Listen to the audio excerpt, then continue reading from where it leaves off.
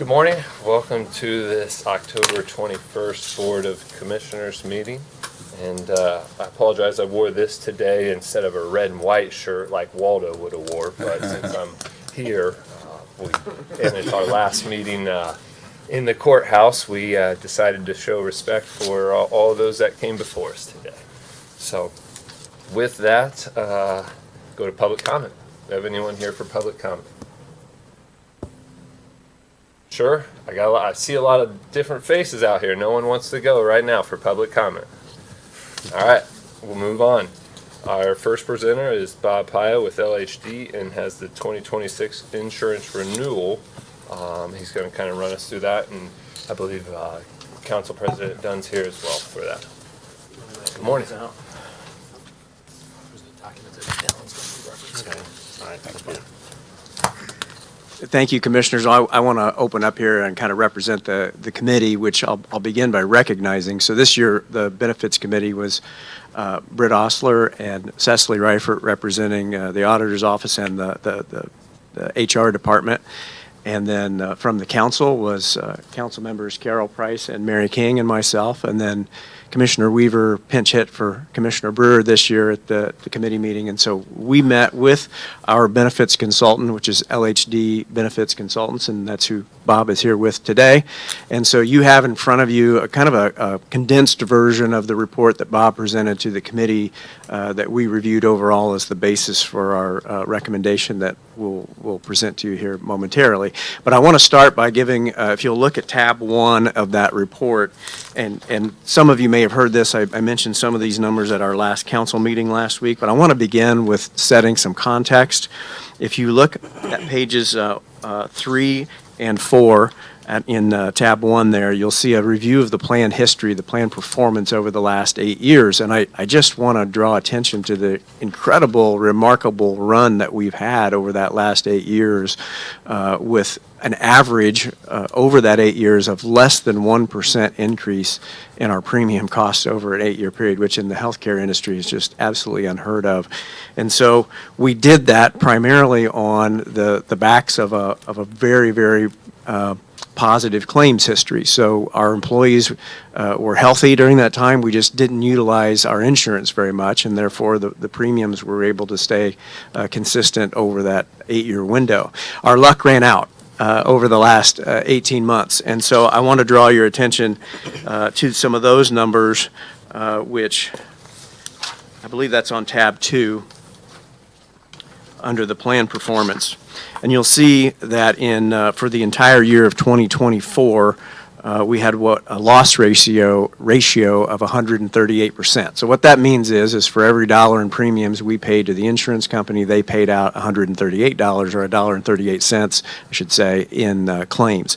If you continue on, flip the page to year-to-date 2025, we had hoped that those numbers would improve, but unfortunately they got worse. And so through the end of June, which was the latest month that we had reporting for, that loss ratio was up to 147%, or the insurance company losing losing 47 cents for every dollar that we paid in on premium.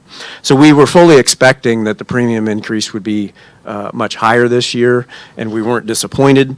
We did take the county's business to market and ask for competitive offers. We currently are with Anthem.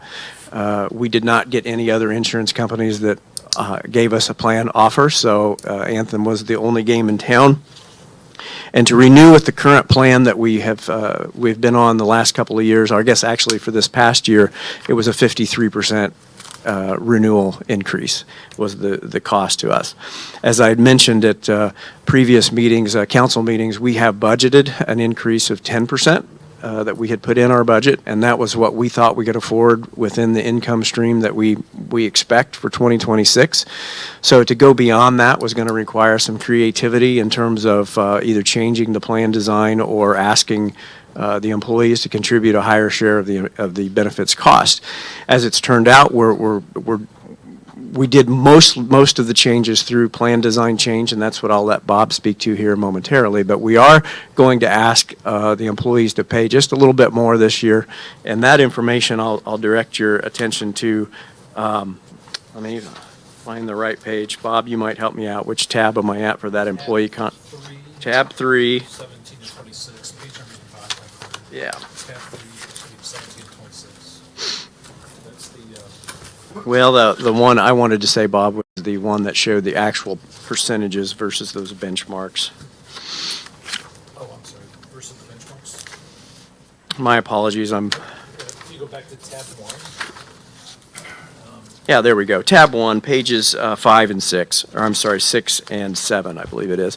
And what I want to show is that versus, I guess, all employers, and then even more specifically versus other government employers, what we're asking our employees to do is still below average. So we did ask those employees to pay just a little bit more. And I want to go back to that 1% increase over the last 8 years. You know, over that time, we've had pay raises of over 20%. So, you know, that has been a real net gain to the employees. And so asking for a little bit more now, we hope will be seen as fair and reasonable. The county, putting it in raw numbers, the county will increase its payments by over $400,000. We had budgeted $250,000, so what we have done is proposed to do some shifts within the budget to make up for that shortfall. We did not allocate any additional money, but we chose to reallocate money. Some of that was in the form of, at our most recent council meeting, the council voted to change our salary raise structure. We went to a 2% flat raise. That saved nearly $100,000 versus what the previous proposal at the 2.5% level had been. We felt like that was a better allocation of our resources for overall employee compensation. And the example that I gave was the alternative way to save $100,000 was to eliminate the HRA contribution that the county makes on behalf of our employees. So at the beginning of the year, the county gives a contribution that if you're on the family plan is a little over $1,000, $1,125. By going backwards 0.5% on the salary, we may have cost that employee a few $100s, but they got to keep the $1,100 on the HRA contribution. So we felt like looking at compensation as a whole, salary plus benefits, that this was the most effective way to go and have the least amount of impact on the employees. So, Bob, I might ask you to come on up and maybe just talk a little bit about the actual plan design changes, because we did have to make some changes to have it fit into our existing budget. Thanks, Alan. So, so when we met with the committee, we looked at numerous plan options. So if you go back to tab 3, pages 15 and 16, you'll see our current plan, the renewal offer from Anthem, like Alan suggested, and we looked at different plan options. On page 16 to 26, you'll see a red box that says 2026 recommendation. This is the maintaining our dual option with Anthem, but we're going to Anthem's what they call their Health Sync plan. This is their high-performing network plan, like we were with IU Health Plans with their high-performing network. Primary difference with this plan coming from the IU Health plan, our current IU Health plan, obviously the primary provider that was in network was IU Health and all their facilities and doctors. Under the Anthem plan, you're going to have a broader network. So under the Health Sync plan, that's their highest performing network. Their top providers are Ascension and St. Francis and OrthoIndy and some other providers. IU Health is covered under it, but it's under the Tier 2 benefits. So if people maintain going to IU Health and their facilities and doctors, it would be covered in network, but it's going to be under a Tier 2 benefit instead of Tier 1. And then if someone does go out of network, which is sort of hard to do with these big, broad networks, there is coverage as well, which we don't have today. So in a high-level comparison, this network is broader than we have today, just different levels of benefits in terms of where employees and families go for their care.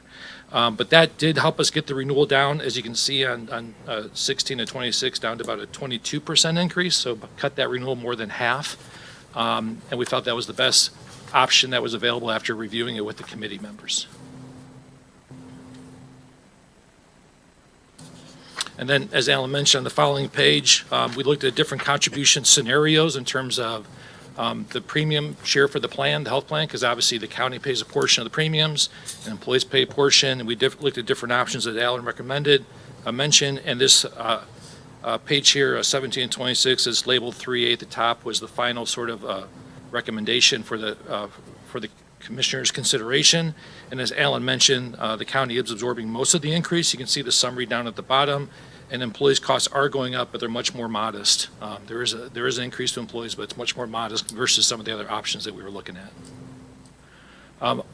In addition to the medical plan, the recommendation for the committee was also to move our dental plan and our vision plan to Anthem as well. They did have better rates than our current vendors, which was MetLife and VSP, and it was a multi-year rate guarantee as well. And believe it or not, they actually, by placing that vision and dental with Anthem, they actually discounted the medical rates slightly. So these rates are actually discounted a little bit by awarding a couple lines of coverage with Anthem as well. Our life insurance and our other plans were going to remain with MetLife with no rate change. From a budget perspective, I wanted to make note that, so what we did have a budget increase in the budget projection for the ancillary products, the vision, the life insurance, et cetera. And since we did this bundle package and actually came in at a reduced price, we were able to move that savings as part of the savings we used to offset the increase in the healthcare, the main healthcare package. How does the clinic fit in with this, related to how it has worked in the past? Any change? So the clinic will operate the same as it does today. Obviously, the county employees and families will still have access to it. It'd be no cost share on their behalf if they do utilize the clinic for those services. And we're still encouraging that. As you see, our program has had wellness versus non-wellness premiums for the employees. And part of that process is during the first quarter of a year, we look for the employees to go in and have their annual consultation at the clinic with a provider there. And if he or she gets that task done during the first quarter, they get the wellness premiums. And you can see on that page 17 to 26 on the far left, you'll see the enrollment as we've had in terms of who falls in the wellness and non-wellness bucket. So, but that will remain the same. And obviously, we would still encourage employees and their families to use the clinic. It's a great resource for them and their families. Okay. And that's where it highlights the non-wellness versus wellness premium share if they participate in the biometric screen. Yes, Yeah. correct. Yep. I guess I would like to encourage and say to remind all department heads to encourage their employees to utilize that health clinic, because each clinic visit that happens is one that doesn't go to a provider that results in a claim against our plan. I mean, it's in other words, it's like a prepaid expense that we've already incurred that cost for. If we can keep it off of that big claims docket that Anthem uses at renewal time, that helps everybody, helps keep premiums down, helps keeps that deduction from paychecks down. You guys have any questions?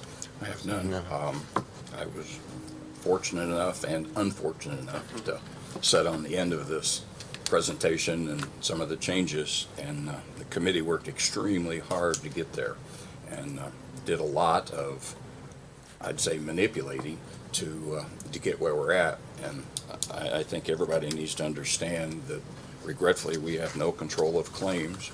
It is what it is, but on the side of it that we have to deal with, we've got to pay for that extreme amount, and regretfully we're just there.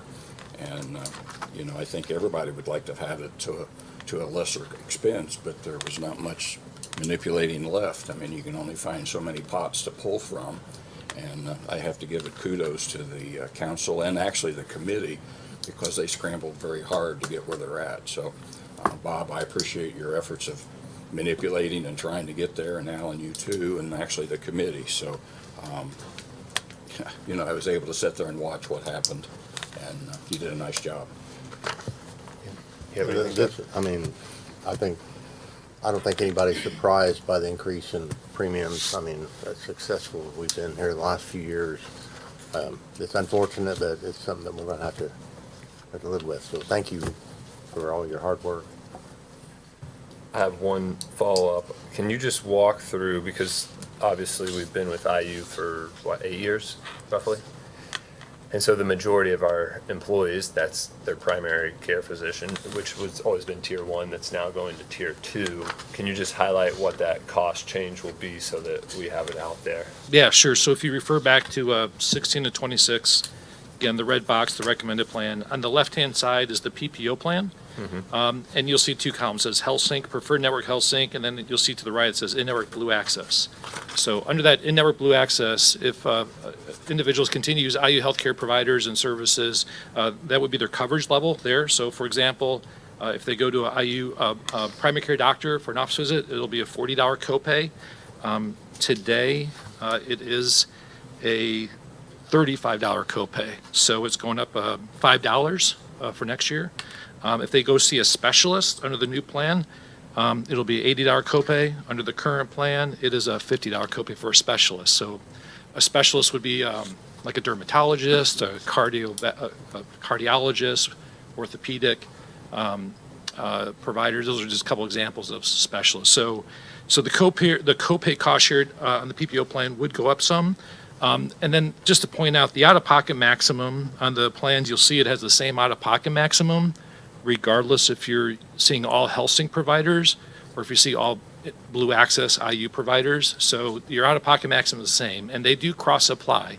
So if you do get some services under HealthSync providers, that counts towards the IU provider. It cross-applies. So you don't have separate buckets. It's one bucket. It's one bucket.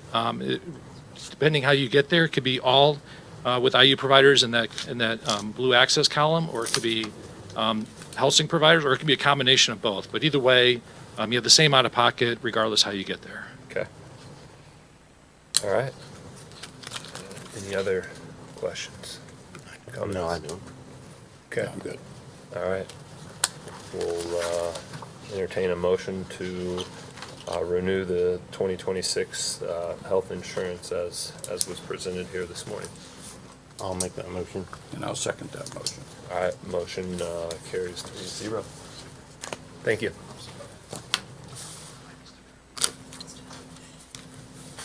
All right, next up, we have Liz Stitzel with the area plan update.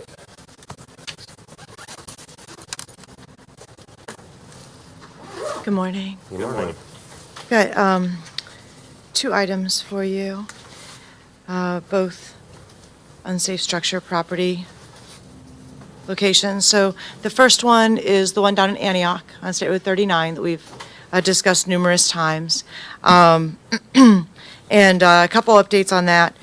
First off, we kind of out of the blue got contact from them again and got sent very large document that they've filed for bankruptcy on numerous properties across the U.S. So that's why it's so large, is because they've listed pages and pages and pages and pages of properties. And they did send us a copy of that and have noted that they have managed to get approval from, I don't know, however their financing is, to try to address the septic down here on 39. And as of, I don't know, Friday maybe, Nash had emailed us and let us know they have pulled a septic permit. Obviously, they need to get the install done in order for the property to be compliant, but getting the permit is the first step to that. So there has been a little bit of forward motion. I will note, we have, at this point, everything on their fines is liens except the last one, which is still sitting in our office. They have not paid it. They would like to argue against the 4th, 5th, and 6th fines, arguing that they were in full communication, which would certainly not be our perspective. But we basically told them that they would need to take that up with the commissioners at some later point. But as long as the property is not in compliance, the fines are about compliance. So my recommendation would be to kind of see if they bring a request or not. But from our office's viewpoint, none of these fines were unjustly levied by the commissioners. They did not communicate, nor did their attorney reach out during those times in between.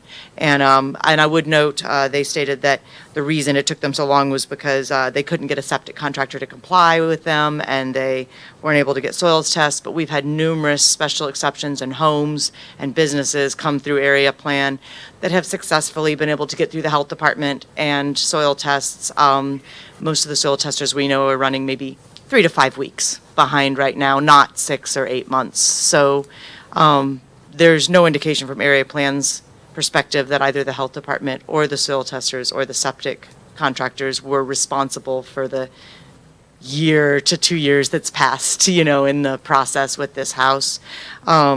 But in any case, if it becomes fully compliant, then, that'll be up to you what you want to do with those liens. The only thing we need immediate guidance on that would be, I guess, A, if you want to hold off and see if they get that septic in, because you are up to discuss their house. And two, that last fine has not been filed as a lien yet, which those go as tax liens. So whether you would like us to hold that in our office for a moment and see if they get that septic in, or if you want us to go ahead and send that to Tom and get it filed as a lien and discuss it later. And I guess the other thing I would note, because they sort of indicated that, they didn't get communication, but when Kat sent this last fine and gave them a summary sheet, as the commissioners asked, to pass to the same exact address, we've noticed every single one of these, they did then reach out with the bankruptcy proceedings and the notes. So I'm very confident that they received all of the notices of fines due and payments all the way along, or they wouldn't have received this one to respond to it either. So I guess that would be the other thing I would note, is we believe that is a valid address and they have been receiving things. It was just when they saw this last one noting we were moving to condemnation that they decided to reach back out. I would say we need to see if they actually get it installed, and then we can make a determination at that point. Yeah, I Pulling the agree. permit is one thing, but actually complying is another thing. So once there's compliance, we can always go back and waive the fines, right? Correct? Tom's not here to ask on how that works with the liens, but I think there is a I think there's a process. Yeah. But I also don't know where that property is. I think last I checked, it was on the tax sale list, so I don't know how all that plays in, not just on this, but on taxes as well. So I don't know, there's some other questions. Tom probably needs to look into the details on that if you get to that point and advise as to options. Certainly, we can hold off though on this last one for a hot minute. That one's easy to waive if you so desire, if we haven't filed as a lien yet.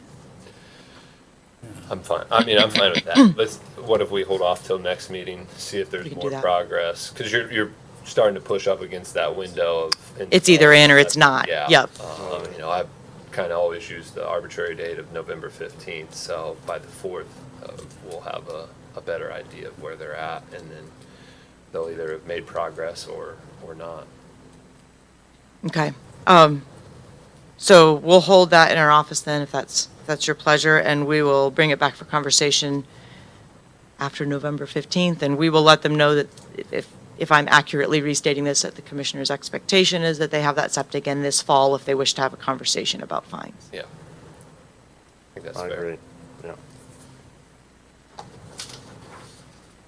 Okay.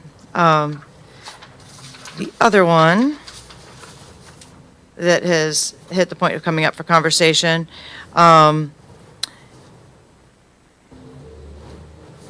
I got a parcel number. So this is the one out on 1300 East. Trent Newton is the owner.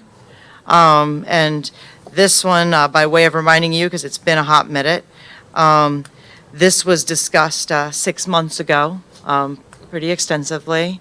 And the commissioners had granted the owner a final 6 months, noting that you wanted a 3-month update, which sorry, I don't know what's going on out there. And, which we did give, and there wasn't really any progress at 3 months.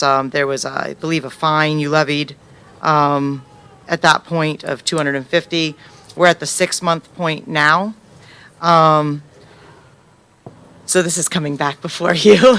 And I guess the question is what your pleasure is. I believe Trent Newton did call this morning as we were packing, about 8:15 maybe, to state that a neighbor had agreed to let him have an easement for the perimeter drain on the septic, but he did not have anything in writing. I told him he probably should come to this meeting. I think he's here. I believe a neighbor might also be here regarding this. But I guess for our office's purposes, we just need guidance on what you want us to do next. And again, on this one, we have that unpaid fine that Mr. Newton has not paid that was sent out. So Kat would also like to know if you'd like us to go ahead and file that as a lien on the taxes, or if you're going to end up making some other decision on this and want us to hold off for a moment on that lien filing. At this point, with this one, you're at the point where you could certainly condemn and tear down, or you could fine, whatever your pleasure is. I think all three of you were here at those previous conversations to remember how that went. You have any other questions for me? We really haven't gotten there's been no information in writing given to us, other than that call this morning from Mr. Newton. We hadn't heard anything since the 3-month update, so. So, I mean, we could give him till our next meeting to get the easement paperwork in. It would need to be recorded Yeah, in the recorder's it's office. 2 weeks, that, I would think that's doable. And at that point, we could then, either he can pay the fine, or we can put it on the tax lien at that point in time. So he's kind of got a 2-week period here to We can bring this back in 2 weeks, if Yeah. that's your pleasure. give him the opportunity. We'll see if One it's last chance. real or not in terms of actually getting the easement, but if not, then we just move forward with the next steps. And that's Okay, what I would suggest that we do. Yep. we'll bring it back in 2 weeks then. What's up to I don't- to perform. Yes, yep, we'll let you know, I mean, if there's a recorded easement, we'll be the first to know about it. Yeah. But we need to, do that, and that's what we're waiting on.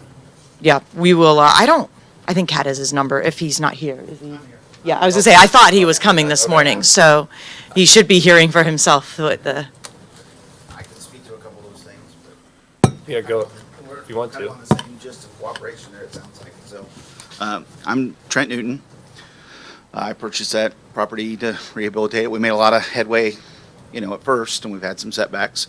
I'd be prepared to pay that fine today. I mean, I appreciate, the time that you gave us. I'd probably disagree that there's been no progress, but, there were some things that we did. And I don't know how long it takes on an easement. I know we've tried to enlist some help on that verbiage. I've never done that part. But I know that when crops are in the field, that's a lot harder to accomplish than anything. So we did get some headway. That is sincere. And Okay. so I can't promise, I'm not allowing anybody to promise it'll be wrapped up in 2 weeks, but that's always been the intent. And we had a very favorable conversation, my wife and I, and the people who were over that land. So we've kept everything cleaned up. We've always been square on, the taxes that are there. We're still assessed at a high value as though it's not a condemned property. So we've acquired some other property as we were forced to move, and we were still within Clinton County, and, we've rehabilitated that property. It's just been kind of a priority thing that this is a lesser property. It's moved slowly. So I apologize for it taking so long, and, you will see progress and continued progress. And if there's fines levied because of my slowness, I understand that's something that I have to incur. We have some, money set aside for this. We're just trying to proportion it with Yeah. where we live and other things too, so. But we don't want to fine. I mean, that's always not our. It's a good goal, motivator. But it's I mean, and you sometimes that- can't bend for everybody, so. But yeah, if you can work towards getting that easement, and then we can discuss that fine at the next meeting. And so is the easement, I vaguely remember this, does it go through another homeowner, or does it go through a field? 'Cause you It's referenced through, the crop. it's through a field. Okay. And we've been working with the owners had deferred to the farmer who passed away, and we didn't quite catch that at first. I thought it just became unresponsive.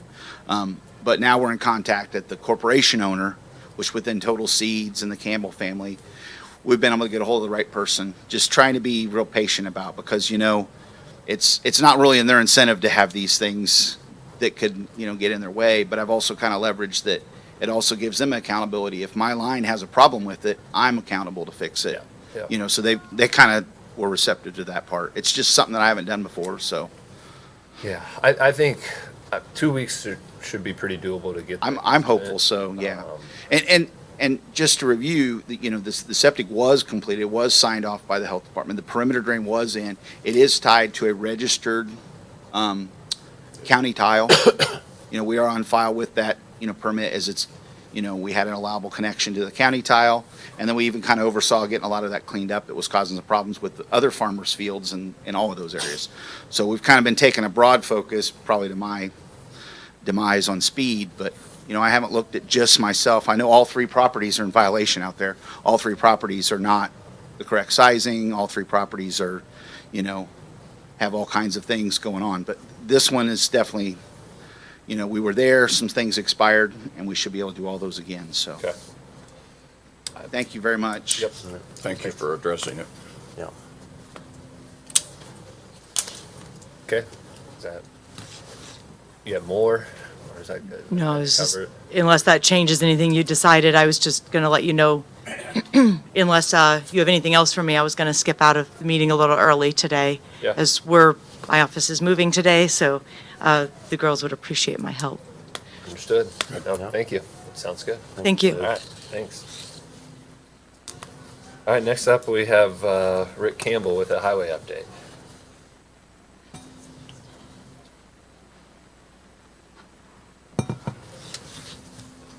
Morning. Morning. Jay. I have community crossings for 2026. I'd like the commissioners to sign if they would. We're going to pave the streets in Circleville and streets south of the railroad tracks in Hillsburg, pave Krug Road, pave Freeman Street, and pave 600 west from State Road 26 to 700 north. Circleville and Hillsburg are the last two towns we have to pave the streets in. All the others have been done. Okay.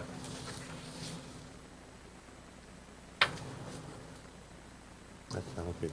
Do we have, is this the agreement? Yeah. Okay. All right, so this is the agreement for the 2026 CMG program. Rick had sent this to us. The contract's fairly standard with BF&S that we've had here for multiple years.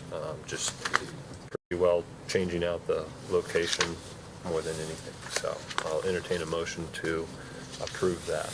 So moved. Second. All right, motion carries 3-0 on that. I'd also like to roll the oil bid over for the fourth year in a row from Asphalt Materials. Okay, yeah, so this is rolling the bid over with no price increase, correct, on the No oil? price increase, and if the price does go down, we will get that benefit. Okay, so entertain a motion to accept that from Asphalt Materials. So moved. Motion to approve. All right, motion carries 3-0 on that. We would like to, I have budgeted a cab and chassis. Yeah, we have need a utility truck for our sewer gang. I got, the commissioners already approved the bed of the truck, which will probably that'll probably be a price increase on that. But anyway, I have a cab and chassis from Patrick Ford for $53,335. Is it a 4x4 or a 4x2? It's a 4x2, and it's a crew cab instead of a regular cab. There's 3 people on the sewer gang. Is there a reason you don't want a 4x4? It's cheaper. It's cheaper, and it doesn't need to be off-road.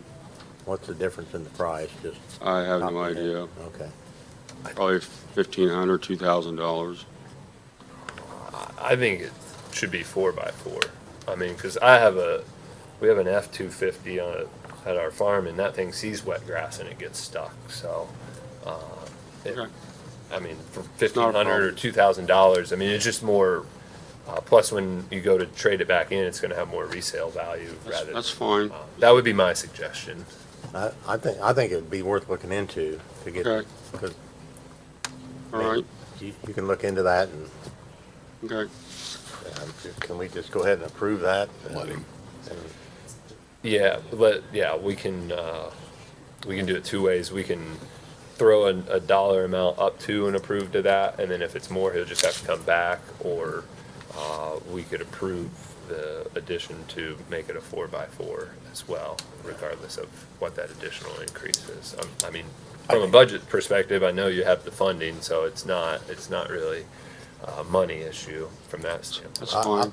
I would make the motion that we just go ahead and approve him. Going to a 4x4? Going to 4x4. Yeah, I'd okay. agree with that. All right, so we'll approve this with the upgrade to a 4x4 for the F-350. Okay.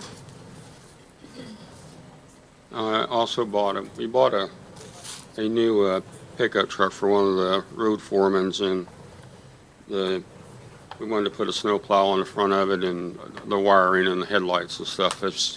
has changed, and I'd like to just get a new demo, a year-old snowplow from Phoenix Lawn and Garden for $9,698, and I have money left over from the purchase of that truck Okay, to pay for the plow. gotcha. All right, And I think I make the motion to go ahead and do that also. Second. carries 3-0.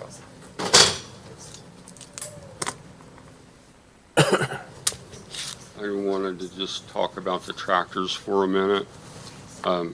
Nothing's set in stone on the tractors. I'd really be interested in doing a 5-year lease on 3 tractors for, to be $30,600 apiece. Is, And I only had $200,000 budgeted for one tractor, and that wasn't enough to buy a tractor. Tractors are $230,000 apiece. so is that why you want to do the lease versus purchase? Yes. Well, I intended the tractors that we have right now, I intended them to last forever, and that just isn't going to happen. We've got one more transmission to replace, and I want to get rid of that tractor before we have to replace the transmission.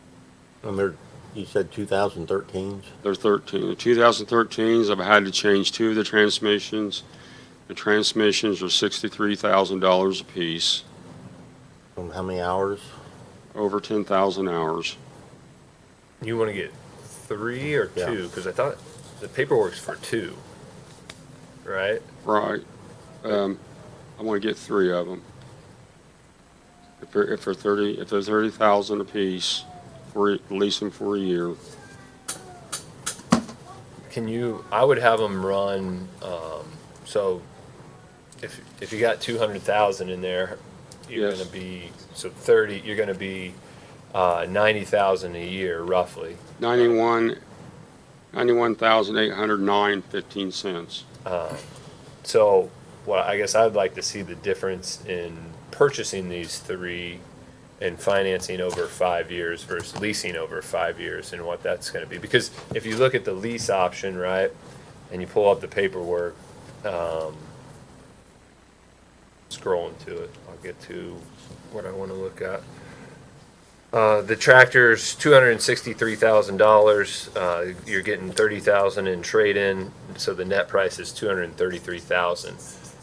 You're gonna pay 30,000 a year for 5 years, so that's 150,000, and then to purchase that at the end of the lease is another 140. Right. You see where I'm at? So you're essentially overpaying by $60,000, give or take, to lease this when we could possibly purchase it, and then you have the ownership at the end, where at that point in 5 years, you trade it in and you own it outright, and you have the equity in the tractor that you can roll into it. You see what I'm saying? So, I understand, but I just wanted to lease them for 5 years and then after the 5 years, get 3 more tractors. well, you could, that's Still- what I'm saying, you could still still do that do if I that, just but if you buy 'em. purchase them, you're gonna have equity, where if you lease it, You're starting you over. could still have equity, but generally speaking, you're not gonna have equity at that point in time. I think it might be more of a budgeting issue. Well, you don't want to But use, we don't know the numbers. Because if you're telling me it's 90,000 a year for 5 years for 3 of them, if we don't know how much it costs, maybe it's 120,000 for 5 years, but then you have the equity at the end. 30 or 40. That's what I would want to see. Is are you talking about outright purchase or? finance it? Yeah, finance them.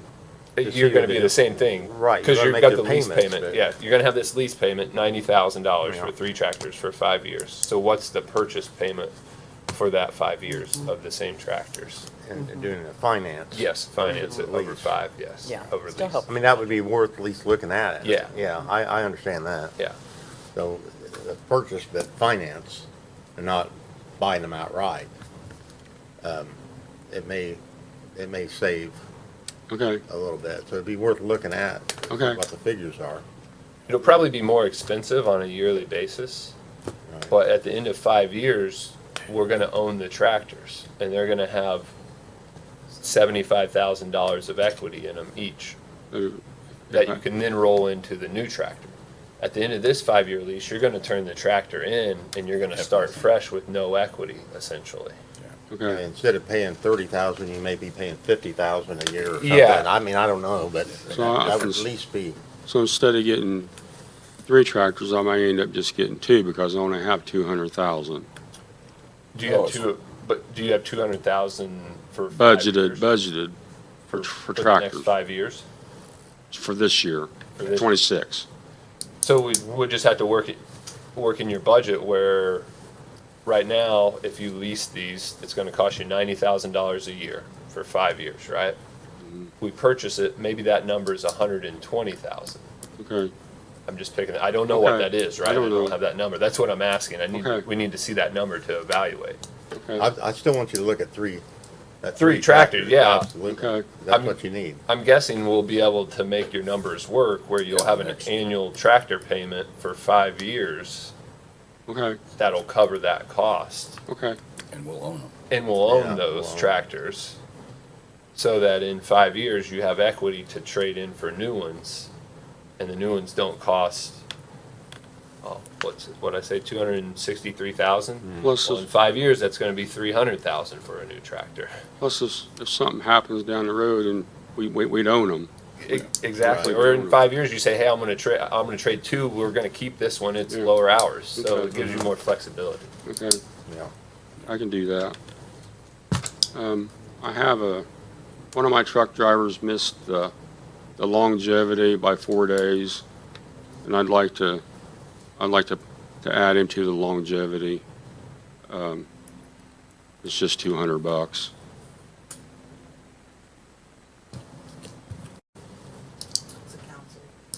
That's kind of a council thing.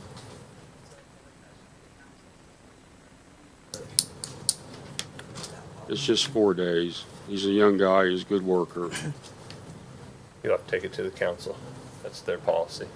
okay?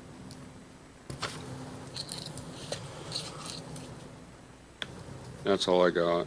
DocuSign, you say something about DocuSign? Yeah, so, for the CCMG, the state sends over DocuSign, which we did. I don't think I'll have to double check, I don't think we've received it back, but they want us to mention this in the meeting, in the minutes, so that we did receive the CCMG paperwork. It has been signed through DocuSign, so, thank you, Rick. Thanks, Rick. Thanks, Rick. Okay, next up is, we have 2 items under the old business. The first one is the burn ban, and to continue with it or to take it off. So, open that up, gentlemen. What's your opinion being out there in the fields? Well, do you really want to know? Well, I know that you really didn't want to. My Propose it anyway, my but- issue with the burn ban is that if we don't enforce it, then what is the point, right? And so I think Renee sent us the numbers. There was, since you guys put that in place at our last meeting, Yeah. there was 25 total illegal burns, and 11 of those were in the county. And there was 0 fines issued. So if we're gonna put ordinances in place and we're gonna create consequences, and then we don't enforce the consequences, what's that telling everybody? That, I mean, why even do it? So that's kind of my point. I would hope, I like to try and give our community and the individuals credit that we have common sense, and we think that when it hasn't rained for 3 weeks and it's 15-mile-an-hour wind, you don't go burn your trash 2 feet from the cornfield that all the stalks are dry. But yet I saw that happen in my own neighborhood and had to call the fire department myself because we about had multiple fields on fire Saturday. So, you know, we can issue it, but sometimes the message doesn't get out, and then if there's no enforcement, it doesn't really carry a lot of weight, in my opinion. So, we've had some rain. I think we still got to be careful, in particular on windy days, but I don't see any point in continuing it. That's my opinion, but question on that. What are the conditions around it to lift the burn ban besides rain? I mean, rain every week or rain every other day or? Can I have you go to the podium? YouTube will wanna see you. Hi, I'm Jeff Cole. I live out on 400 East. My question to you is what constitutes to lift the burn ban is what are the conditions for that to be lifted? You know, how much rain, it's rain, I got an inch and 6/10. Yeah. And, you know, they just shelled all the corn around my field, and, you know, around my place and stuff. But, yeah, you know, your conditions to lift it, other than leaving it open-ended so people have an idea of what to expect. Because right now, we have no expectation other than it rains. It's discretion. I mean, we talked to Renee at EMA. She's kind of in a statewide EMA conversation where they give a little bit of guidance and see what other, but there's no formula like if we X, Y, and Z happens that it's lifted. It's honestly completely at our discretion to EMA put it in place or to lift it. So EMA gives you a directive of what it should be? They give an opinion. Opinion. And then it's our determination. And the fire department, since we work closely with the city in a lot of avenues, they reached out originally and said, hey, you know, we've had some issues, consider putting a burn ban in place, so. So I can use my discretion about what I burn?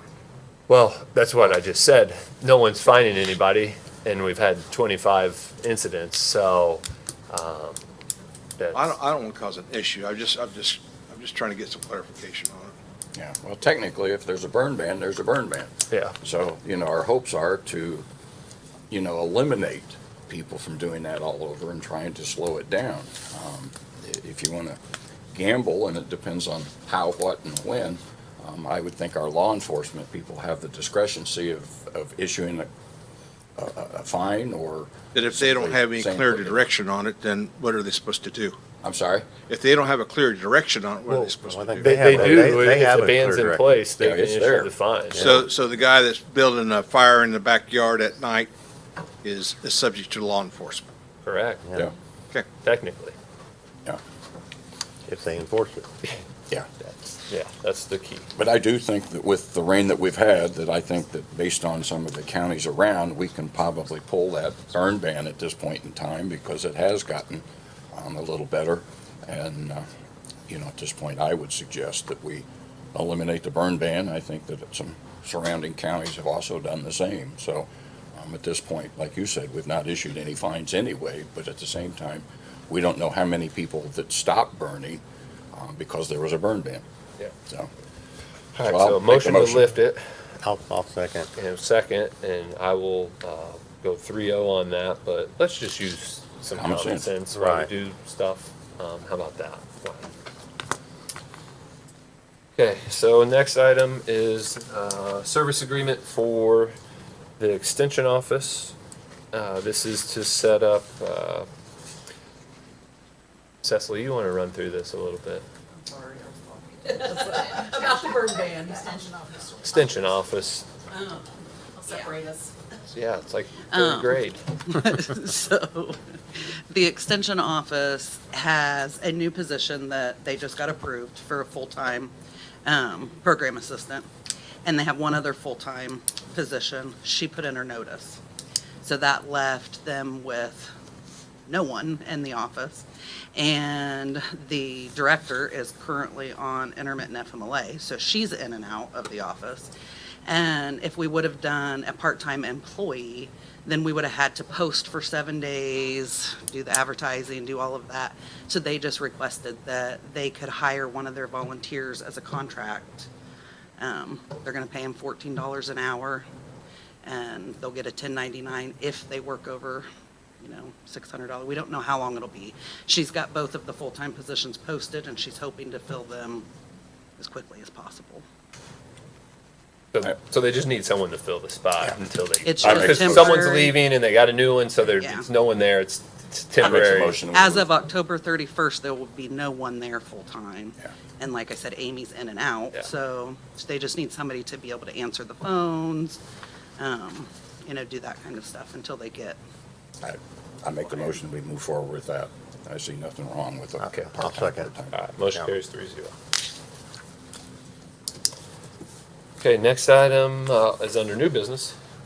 Two of them. The first one is the lease for the Clinton County Prosecutor's Office and Child Support Division to have an office at Old Stony while the courthouse is under construction. And so I believe it's all same terms that have currently been utilized with the city when we've had APC as well as Veteran Services over there. Motion to approve. Second. Motion carries 3-0 on that. And the next item is a sign placement request. Thank you. St. Vincent's de Paul, the St. Mary's Fall Bazaar, one on each corner, and this will be for 18 days. Move to approve. Second. All right, motion carries 3-0 on that. All right, department heads. Do you have any department heads that'd like to go? Surveyor.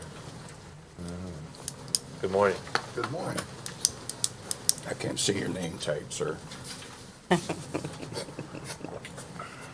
Doesn't work here, but it does work across the street. Well, that's good. I want to speak about that. I want to thank the commissioners and everybody who's involved in this new building over there. All of us is very nice. We are just about set up to start business up. We should be ready to go later this afternoon. Computers are up and running. Everything went really smooth yesterday. I think it will continue to that for the other offices, but I do want to reach out and thank you guys and the previous board that got all this going. I think it'll be a good building in the end. And I also want to thank the commissioners, the council, the auditor's office, Cecily, for working through the insurance issues. There's a lot of worry from employees, but they feel much better about it now. At least I think in my office they do. So I want to thank you for that. Thank you. That's it. Thank you. Thank you for the good Good work. luck with the common sense thing. Thanks, Lieutenant Dan.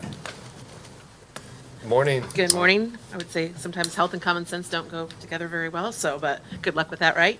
I want to make sure that for the Board of Health, you're aware of the annual event on November 6th coming.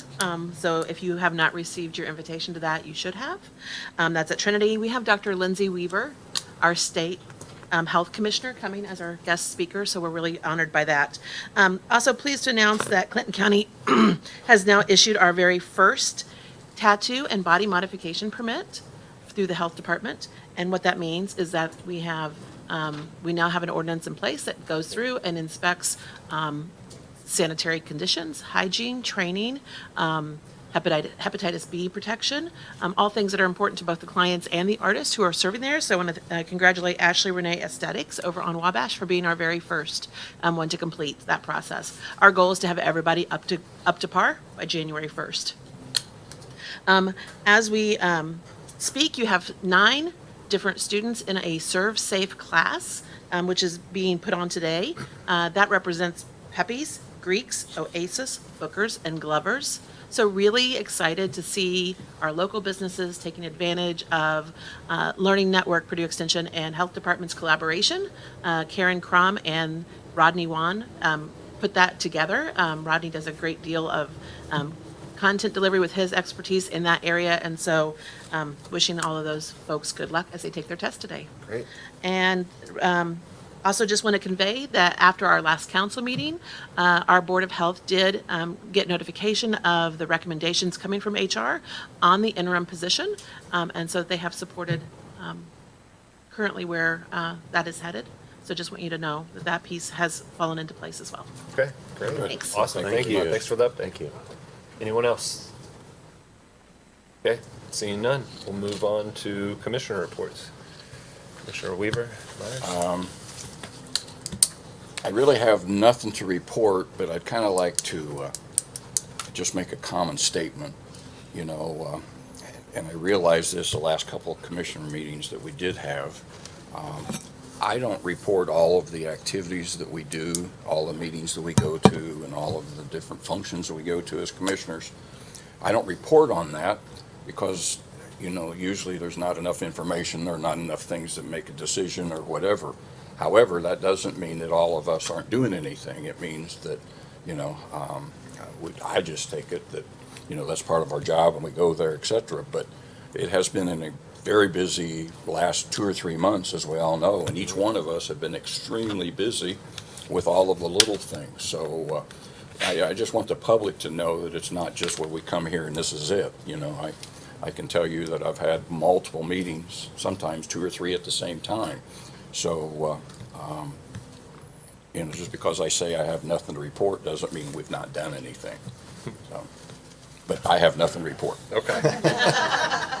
Only thing I wanted to say was, I was over there all day yesterday, and Bert was there too, the first day of moving, and the movers did an excellent job. Good. I mean, they were very efficient, and then, but when the surveyor's office and treasurer's office moved yesterday, and everybody worked together, everything went real well. Tim was right on top of everything, so you know, if every day goes like the first day, we'll be in good shape. Good. Good. And I'll kind of hop around because it all ties together there. But and I mentioned this earlier. This is our last meeting here at the courthouse. Obviously, a little bit of bittersweetness for those that have been involved for a long time as we transition to the annex and the excitement that goes around that. So our next meeting will be on November 4th. We'll be at the annex. I will also mention, because I know we've had people ask, and we said we would state this clearly, we'll put it out on social media, but we'll have the data center project on the November 4th meeting. So again, this was strategic from the standpoint that we anticipate there'll be quite a few people to show up. This site only holds so many, so we're gonna have a little more room there that will now be able to hopefully accommodate everyone that shows up. So that's currently the plan. Like I said, we'll put a couple announcements out on social media and the website so people are aware, and everyone has an opportunity to come and voice their opinion at that point in time. With that, I'll move to our board business. Claims? Oh, there they are. Claims dated October 10th in the amount of $27,449.26. Claims dated October 17th in the amount of $704.32. A biweekly in the amount on October 21st in the amount of $294,325.62. And a court claim from the 21st of October as well for $15,459.65. Motion to approve claims. Second. Motion carries 3-0 on the claims. Next, we have payroll from October 3rd in the amount of $577,693.70. Move to approve payroll. And second also. Okay? And motion carries 3-0 on payroll. And lastly, we have minutes from our previous meeting, which I was not present for, and so I will abstain, but I'll entertain a motion to approve those. Motion to approve minutes. And second. All right, carries 2-0. Any other business to come before us this morning? Oh, Real fast, sorry, I was engaged in patient care. I just wanted to share that we had an active shooter training out at Rossville over the weekend. It was very intense, but also very beneficial, and our crews gave really positive feedback. We learned a lot from that process and really honed in how we're going to be able to respond. I meet with the Frankfurt School Board tonight to get permission to use Suncrest for the next training, and that will be in 2 weeks. Great. So, thanks. All right, thanks, Thank you. Stephen. thanks, Stephen. Any other? All right, I'll entertain a motion to adjourn. So move.